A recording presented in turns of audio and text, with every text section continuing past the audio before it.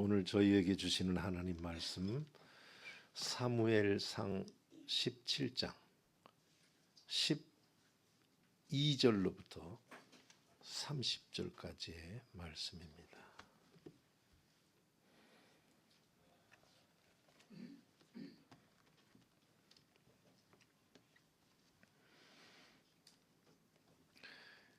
제가 받들어 읽겠습니다.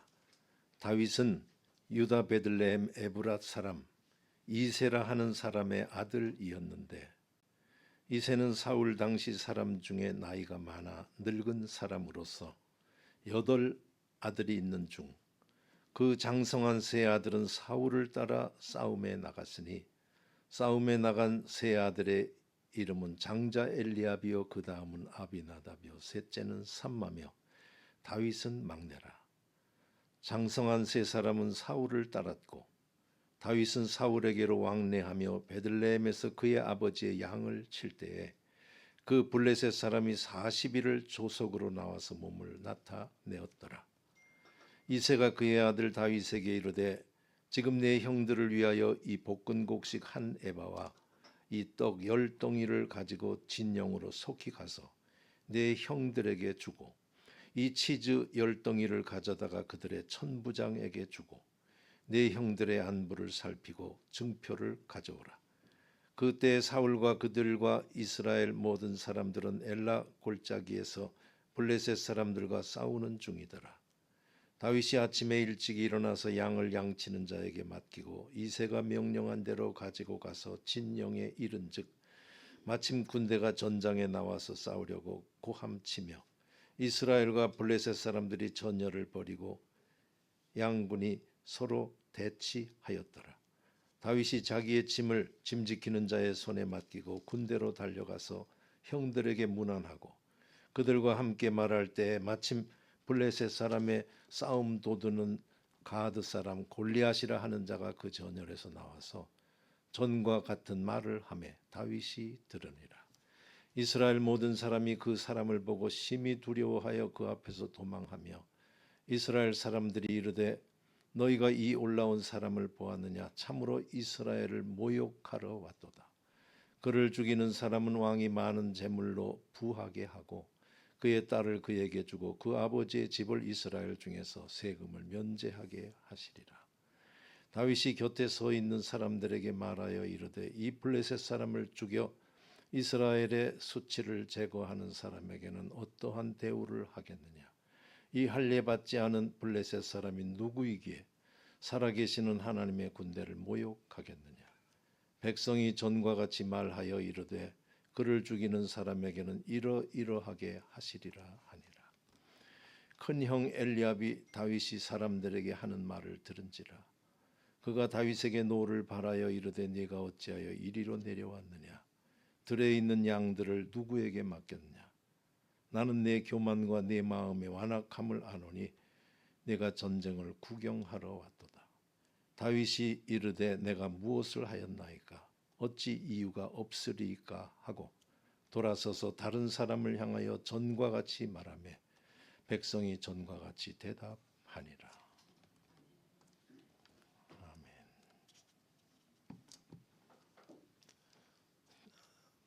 다윗은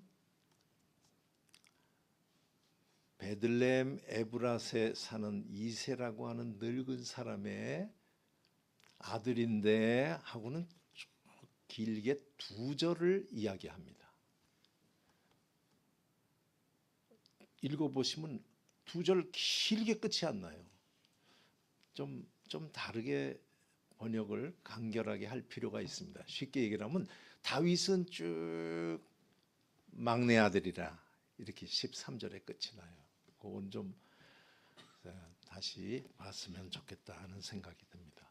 그 이새라고 하는 사람은 아들이 8이었다라고 말씀하는 것이 눈에 들어옵니다. 아들이 8. 요새는 뭐 100이면 100 이 반응이 나올 것 같은데 그 시대는 다릅니다. 성경에 나오듯이 자식은 장사의 수중에 있는 전통에 있는 화살과 같대요. 아들이 있는 자는 성문에서 남하고 싸움할 땐 부끄러움을 수치를 당하지 않는다. 그때의 모습입니다.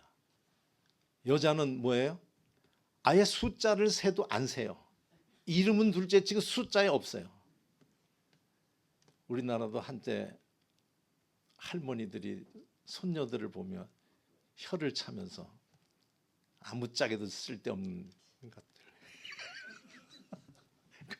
그게 어떻게 그럴 수가 있을까? 그렇게 쓸모가 많은 여성을 어떻게 그렇게 했을 수 있을까? 했더니 그때는요, 모든 것을 몸을 움직여서 힘을 써야 하는 것이 주가 되는 매니팩처어 시대. 매니팩처어란 말 들어보셨죠? 매니큐어, 손입니다. 손. 팩처, 손으로 만드는. 쓸데없지. 그냥 애 낳으면 되는 거예요. 애 잘 키우고. 요새같이 입으로 해도 되는 시절, 머리로 해도 되는 시절, 동등한 인력, 이렇게 될 때는 남성들이 못 따라가는 게 많이 있죠. 남자 우습게 보면 안 됩니다. 이제 전투가 벌어져야 좀 다르구나 하는 것을 아실 거예요. 이거고 저거고 이제는요, 사람이 필요 없는 시절이 오고 있어요. 로봇가 한대, 로봇가. 요 근래 어떤 자동차 회사에서 40명이 그냥 파업을 하고 있대요. 40명이 파업. 그 파업하는 사람들이 누군가 했더니 차를 다 만든 다음에 제대로 됐나 도장 찍는 일을 하는 부서래요. 근데 그걸 왜 데모나 했더니 회사가 필요 없대요. 이 사람들 필요 없다 해서 자를 것 같은 걸 보고 데모한답니다. 왜 그랬더니 기계가, 컴퓨터가 다 해서 끝을 낸대요. 도장 찍을 필요 없이 컴퓨터가 됐어요 하면 끝이 납니다. 시험 주행도 안 해도 된대요. 이런 시대가 옵니다. 이런 데에 대해서 얘기하려면 할 얘기 많이 있어요. 이상한 일들이 벌어지는데 우리의 때가 있으니까요. 그때까지 오늘까지 우리의 모습도 지키지만 또 새 시대에 그럴듯하게 이렇게 적당히 적응하다가 하나님 부르실 때 가시는 평화로운 남은 여생 되기를 주의 이름으로 소원합니다. 그 아들들 중에서 세 명은 전쟁을 보내 나갔대요. 첫째 아들, 둘째 아들, 셋째 아들. 그러니까 나머지 아들들은 안 가도 되나 봐요. 그때 이 징병의 모습이 어떤지는 짐작이 안 됩니다. 확실한 거는 전쟁에 갈 때는 생명을 잃을 수도 있는 위험한 곳이라는 것을 알면서도 보내야만 되게끔 되는 이것을 강제든 자발적이든 이라고 볼 때는 나라와 민족이라고 하는 것을 생각을 할 때는 이 역할을 해야 합니다. 누군가는 해야 합니다. 그런 면에서 기쁘게 하든 울며 겨자 먹기든 자식을 셋을 전장에 보낼 수밖에 없었던 이것을 오늘 말씀 중에 나올 중요한 국가에 대한 책임이라고 보면 됩니다. 그렇다고 해서 자식을 놓는 건 아니죠. 그러니까 다윗은 막내라서 안 갔는데 안 가고 또 안 가죠. 5명 중에 맨 끝이니까. 형들은 전쟁터에서 사울 왕을 따랐고 다윗은 사울 왕에게 왔다 갔다 했대요. 한 20km를 왔다 갔다 하곤 와 있을 때는 양치는 그런 삶을 살았다라고 이야기를 합니다. 그러니까 양도 쳐야죠. 집안을 위해서는 일을 해야죠. 안 하면 안 되는 거죠. 그런데 지나가는 얘기같이 이 블레셋 사람 이 골리앗이 40일을 나와가지고 소리를 지르면서 이스라엘을 모욕했다라고 한 절이 딱 나온 다음에 다시금 이새라고 하는 사람이 아들에게 얘기합니다. 막내에게. 형들한테 가서 이거 내가 주는 것대로 가져가.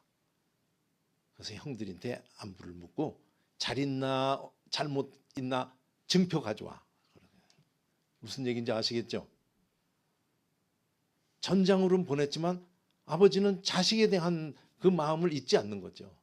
자식에 대한 책임감을 가지고 있는 거죠. 할 수 없이 보냈지만 자기가 할 수 있는 거를 그 당시에 군대의 모습은 그랬나 봐요. 또 가서 또 만날 수도 있어요. 뭐 먹을 거 갖다 주고 형들한테 주고 그다음에 이 치즈 10덩이는 천부장에게 줘 그랬어요. 그래서 저는 그냥 유럽에 살면서 치즈 먹던 생각이 나가지고 그 치즈 덩어리가 어떤 덩어리일까. 이 유럽에서 먹을 때 큰 덩어리는 맷돌짝만 하거든요. 하나가 이 10개를 보냈을까. 다윗은 뭐로 그 짐을 다 실어 갔을까. 왜 천부장에게 줬을까. 아시겠죠? 짐작은 되죠? 그것도 또 뭐 하는 거예요. 이제 그래도 좀 신경 써달라. 애비의 마음입니다. 그래 마침 갔더니 서로 전쟁할 것 같이 이렇게 하지만 사실은 그냥 전쟁하는 것도 아니에요. 계속 대치하는 거죠. 엘라 골짜기에서 남북으로 대치돼 가지고서 있는 그런 때에 다윗이 갔는데 하필 또 그 가드 사람 골리앗이 나와가지고 막 하는 소리를 들었답니다. 그런데 그 사람이 나와서 소리를 지르자 다 도망갔대요. 군인도 아니에요, 그냥. 야, 저 사람 봤어. 그냥 그 사람만 떴다면 도망가요. 그리고 또 집엔 또 못 가는 거예요. 전쟁은 해야죠. 근데 다윗이 거기 있을 때 하필 이제 형하고 얘기하고 있는 동안에 얘기를 듣는데 사람들이 근데 이 사람 죽여서 하는 사람은 우리를 모욕하러 온 이 사람을 죽이면은 재물을 준다. 부하게 해준다. 그 다음에 왕이 딸 준단다. 그 다음에 집이 세금 안 내게 해준다. 이렇게 했대요. 그 소리를 들었대요. 그러니까 다윗이 들었는데 곁들었는지 이 사람을 죽여서 이스라엘의 이 수치를 제거하는 사람에게 정말 뭘 준다고? 그리고 거기다 덧붙여요. 그러니까 귀에 쏙 들어온 거죠. 그러니까 그 소리가. 저는 그게 뭐가 들어왔나 싶어요. 그랬더니 그 뒤에다가 붙이면서 이 할례 받지 못한 사람이 누구길래 살아계신 하나님의 군대를 모욕하냐. 그거는 우리가 뭐 익히 짐작은 되는 거죠. 이스라엘 사람들을 이렇게 모욕하네 이런 것이 아니고 그는 살아계시는 하나님의 군대를 모욕한다 이렇게 합니다. 우리가 짐작하죠. 살아계시는 하나님의 군대, 하나님이 강조예요? 군대가 강조예요? 하나님이다. 그러니까 뭐 눈에 뭐가 보이듯이 다윗은 그 상황 속에서 딱 오는 네트에 걸리는 건 하나님 모독이에요. 그러니까 굉장히 예민한 거죠. 하여튼 앞에 싸움을 벌이면 내 몸의 힘, 저의 힘 뭐 이런 봐서 판단할 게 많이 있는데 하나님이라고 하는 네트를 가지고 그의 말을 받는 그런 모습이 아주 특별하다고 보시면 됩니다. 살아있는 거죠. 항상 하나님에 대한 생각이 살아있는 모습을 여기서 읽을 수 있습니다. 그런데 다윗은 계속 근데 뭐라 그랬다고? 뭐 준다고? 이렇게 얘기했어요. 그러니까 형이 막 그 소리를 듣고는 화를 냈대요. 네 교만함을 안다. 저는 그게 왜 거기서 교만함이 나왔나 모르겠어요. 평상시에 형들이 다윗한테 좀 눌렸나 싶어요.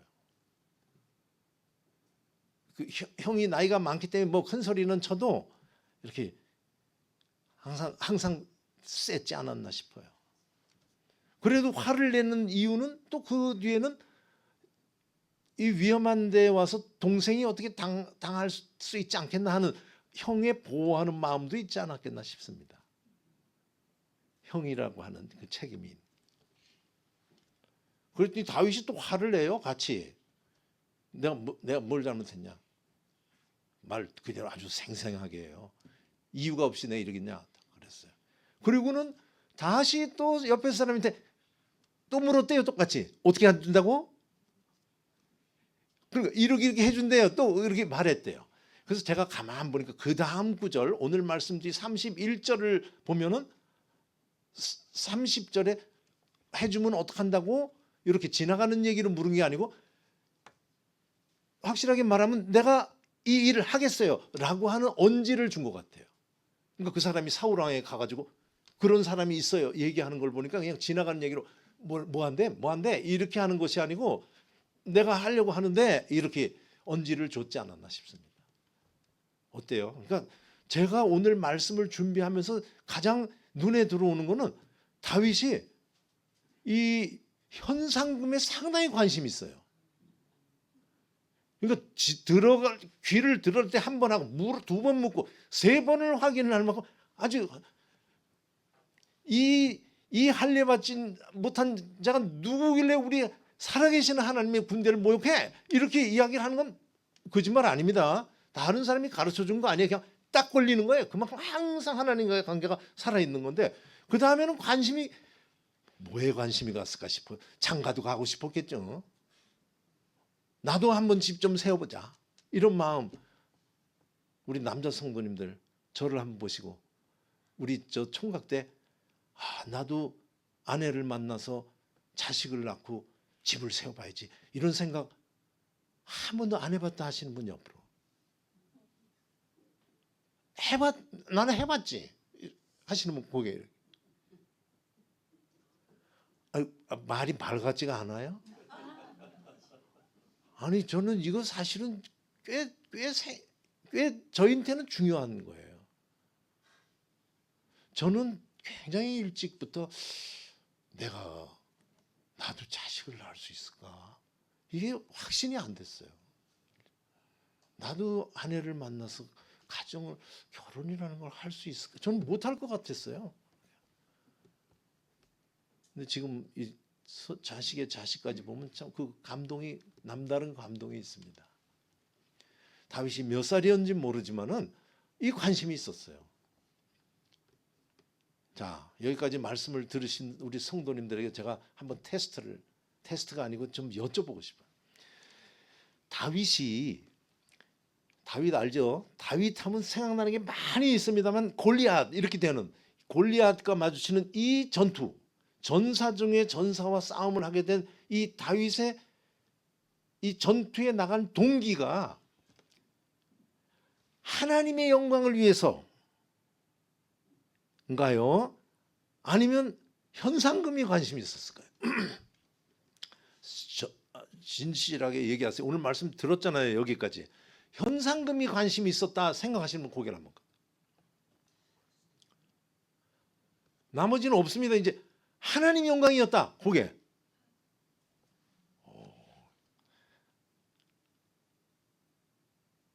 제 생각에도 그럴 것 같아요. 성도들이라면 다 거기서 두 번째로 머리를 끄덕일 것 같은데, 근데 이렇게 일단 여기를 생각해 보십시오. 하나님의 영광을 위해서 살 생각을 하고 그게 항상 하나님을 중심으로 살다가 그런 기회가 있을 때 하나님 영광을 위해서 라는 생각을 한다고 해서 다 전투에 나가는 건 아닙니다. 이 부분이 아주 중요한 부분이에요. 이스라엘 백성들이 하나님의 영광을 생각하지 않은 사람이 없다라고 보셔야 돼요. 사울 왕도 하나님 위해서 이 전투를 해야 하는데 라는 마음을 가지고 있는데도 전투에 못 나갔다 이렇게 보셔야 돼요. 왜 못 나갔을까요? 질 것 같으니까, 안 될 것 같으니까. 제가 지금 말씀드리는 내용이 뭔지 오늘 말씀의 제일 중요한 부분이에요. 지금 이 부분이. 우리가 이 땅을 살아가면서요. 보면 많은 감당해야 될 책임성이 있습니다. 이거를 오늘 잘 들으시면서 자유함을 얻으시기 바라요. 신앙이란 이름으로 하면은 신앙인은 이래야 될 것 같은데 아주 여러 가지 중첩된 책임성 가운데 우리는 살아갑니다. 예를 들어서 우리에게 생명이 있으면요, 이 생명에 대한 책임도 있어요. 하나님을 믿는다라고 하면 살아있는 것 자체가 죄가 되는 것과 같은 그런 의식을 가지는 모습이 과거에 많이 있었습니다. 사는 동안 나는 사는 것 같지 않게 살아야만 하나님 영광을 돌리는 삶인 것 같은 그 사막에서의 교부들은 그러한 삶을 살았어요. 내가 살아있다라고 하는, 나에게 살아서 있다라고 할 때는 나는 내 생명을 보존해야 되라고 하는 책임도 있습니다. 생육하고 번성해야 될 책임이 있어요. 그런데 한 시절에 하나님 영광 그럴 때는 자식도 다 필요 없고 이제 갈 생각만 하는 그런 것이 미덕인, 하나님 앞에 배불리는 것이 죄 같은 것이 팽배하던 그런 시절도 있었어요. 오늘 다시 한번 우리가 지금까지 살았던 것에서 내가 하나님 믿는다고 하면서 이리 살았던 것이 그렇게 잘못된 것 같아서 나를 눌렀던 그런 것들이 있다 한번 점검해 보시기 바라요. 내가 하나님을 믿는다 하더라도 내 아버지 집에 세금이 면제되는 것을 할 수 있도록 해서 부모에게 효도하고 싶은 자식의 책임이라는 것도 있어요. 나도 한번 이 땅에서 소리를 낼 수 있는 정도로 부를 갖추고 싶어하는, 가정을 부하게 하고 싶어하는, 해야만 하는 책임이 있어요. 우리는 중첩된 책임 속에 살아갑니다. 신앙이 우리로 하여금 행동하도록 힘을 주는 것, 행동하도록 미는 것이 아니고 그 신앙이라고 하는 것을 가지고 그 책임의 울타리 속에서 이 일을 내가 해 말어. 아니, 하나님 영광을 돌리면 내가 어떤 주제인지도 모르고 다 칼 들고 나서 다 가야 돼요. 저 신사참배 시절에 기독교인들은 몽땅 다 감옥에서 주기철 목사님 같이 다 죽어야 돼요. 이해하시겠어요? 우리는 뭔가 지금 판단을 잘못하고 있었을 수 있어요. 자, 이렇게 딱 정의 내릴게요. 여기서 말하는 신앙은 알아듣게 말씀드리면 나침판과 같은 겁니다. 우리의 동력이라는 말도 했지만 이 부분에서는 나침판 같은 거예요. 신앙인은 여기는 가서는 안 될 길, 이렇게 딱 방향이 이리로 가야 하나님께 영광을 돌리는 거야 라고 하는 길을 가리켜 주는 것이 신앙입니다. 그 선은 넘어서는 안 되는 울타리입니다. 그 안에서 우리는 판단하고 살아가는데 이 판단을 어떤 기준에서 살아가느냐?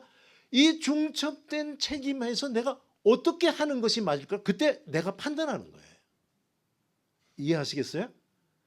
자꾸 신앙과 책임성 안에서 내가 무엇을 한다라고 하는 것이 자꾸 중첩되면서 우리는 우리가 한 일에 자유함도 못 느끼고 내 자신과 같은 길을 가지 않으면 뭔가 다 틀린 것 같아서 정죄하고 우연히 내가 했으면은 나는 옳고 저쪽은 틀리고 이렇게 하지만 사람마다 다 다른 책임이 있습니다. 그 책임을 져가는 거예요. 하나님은 그걸 열어주셨어요. 근데 우리는 스스로 이렇게 제하고 살아가는 건데요. 신앙은 그런 것이 아닙니다.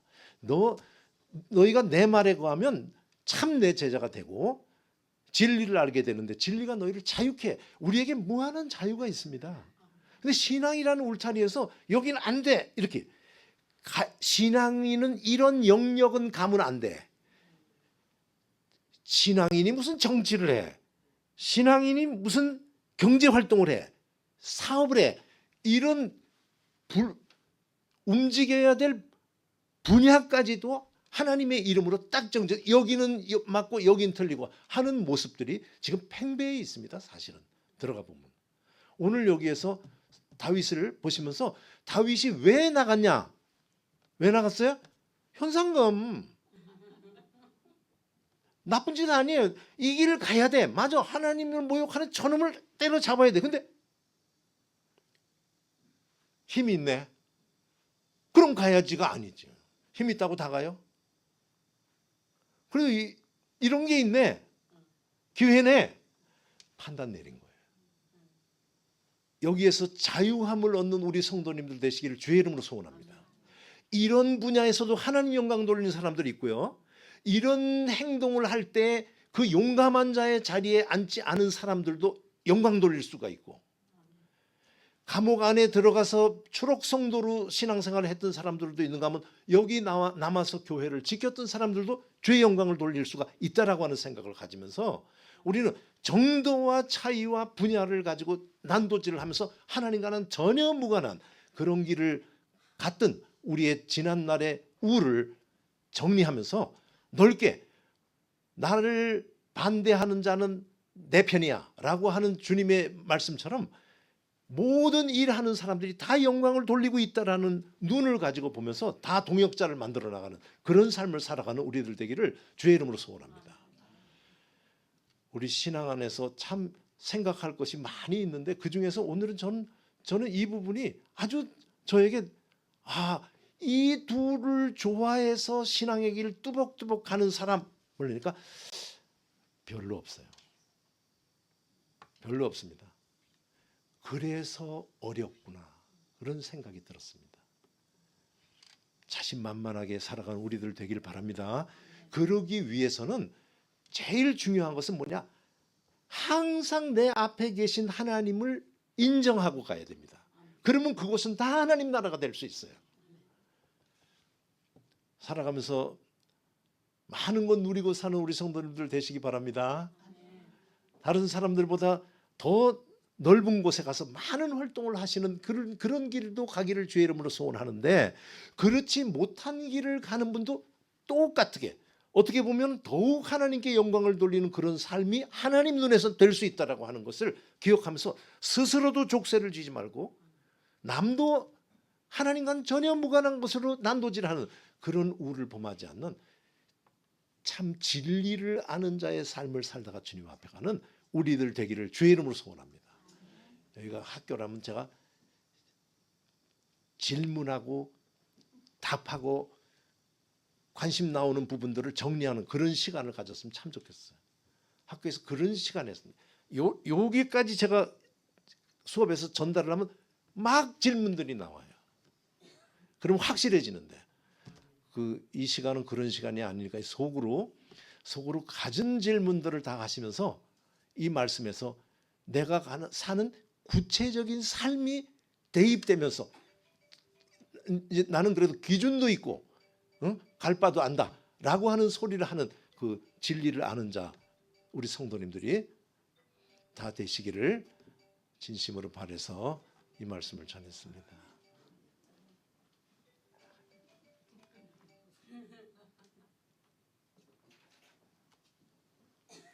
핸드폰을 잘 하시는 분도 하나님께 영광 돌릴 수 있고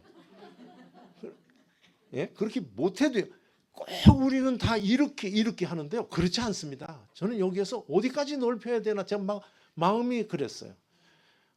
좀 더 모든 일을 하며 힘있게 뚜벅뚜벅 가시고 또 다른 모습을 볼 때도 넓은 눈으로 보면서 수용하는 그런 복된 길 가기를 바라서 이렇게 말씀 전하고 또 전했습니다. 기도하겠습니다. 살아계신 아버지 하나님, 넓고 넓은 우리 하나님, 그 높고 깊은 그것을 우리가 더 얻지 않느냐라고 하면서도 정말 얄팍한 우리로 하나님 나라를 담고 하나님을 담아서 난도질하며 지금까지 왔던 것을 어렴풋이 알았지만 오늘 다시 한번 확인할 수 있는 시간 주셔서 감사합니다. 남은 세월 아버지 하나님, 그래도 진리를 아는 자답게 진리 가운데 거하는 자들이 누리는 자유를 누리고 나눠주는 그런 삶 살다가 가는 우리들 되게 하여 주시옵소서. 우리 숫자만큼 하나님 나라가 확장되는 놀라운 역사가 있기 위해서 하나님이 이 말씀을 주신 줄 믿사오니 장중에 붙들어 사용하시면서 깨우쳐 주시면서 더욱 시간이 갈수록 확실하게 가야 될 길이 보여지는 그런 길 가다가 주님 앞에 가는 우리 되도록 하늘 문을 여시고 축복하여 주시옵소서. 예수님의 이름으로 기도하옵나이다.